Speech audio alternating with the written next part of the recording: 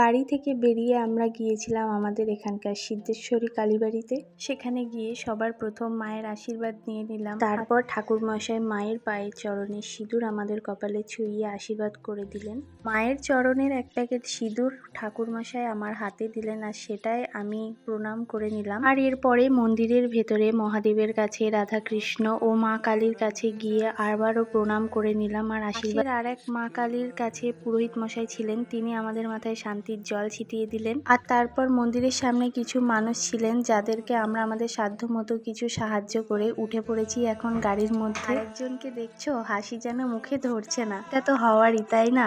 কত কিছুর পর আজকে আমাকে বউ বানিয়ে নিজের বাড়িতে নিয়ে যাচ্ছে, যেন তার এক আলাদাই খুশি। এই সময় যে একটু হেসে ভিডিও করব সেই মুডটাই আমার ছিল না, কিন্তু এই যে মুহূর্ত, এই মুহূর্তগুলোকে ক্যাপচার না করে রাখলে যে সারা জীবনের মতো হারিয়ে ফেলবো। তাহলে চলো আজকের ভিডিও এটুকু, টাটা।